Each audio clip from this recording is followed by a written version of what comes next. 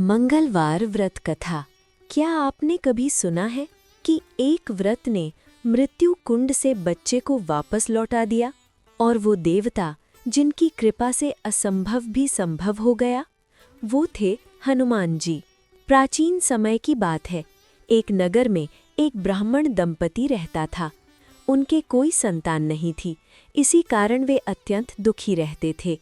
एक दिन ब्राह्मण पुत्र प्राप्ति की कामना से वन में गए और वहाँ भगवान हनुमान जी महावीर की विधि पूर्वक पूजा करने लगे। उन्होंने पूरे मन से हनुमान जी से पुत्र देने की प्रार्थना की। उधर घर पर ब्राह्मणी भी प्रत्येक मंगलवार का व्रत रखने लगी।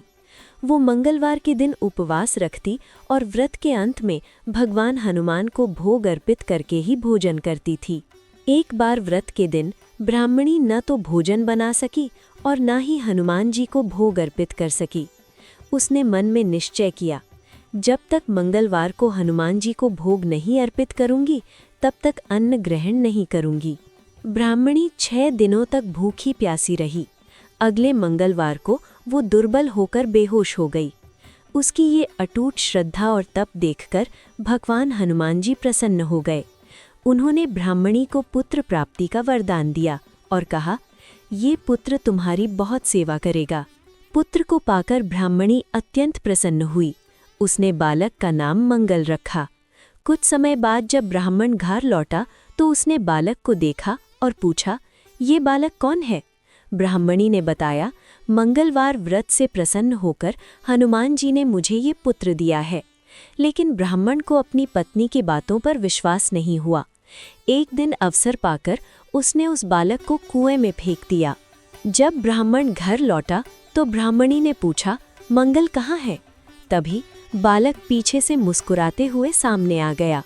ब्राह्मण ये देखकर अत्यंत आश्चर्यचकित रह गया। उसी रात भगवान हनुमान ब्राह्मण को स्वप्न में दिखाई दिए और बोले, ये बालक मैंने ही तुम्हें दिया है, ये मेरी कृपा का प्रतीक है। सत्य जानकर ब्राह्मण को अपने किए पर पश्चाताप हुआ। वो हनुमान जी की महिमा को समझ गया। इसके बाद वो ब्राह्मण दंपति नियम पूर्वक प्रत्येक मंगलवार का व्रत रखने लगा। ऐसा माना जाता है कि जो व्यक्ति मंगलवार का व्रत करता है और इस कथा को पढ़ता, सुनता या सुनाता है, उसके सभी कष्ट हनुमान जी की कृपा से दूर हो जाते हैं। भगवान हनुमान की कृपा से उसके जीवन में सुख, शांति और संतोष बना रहता है।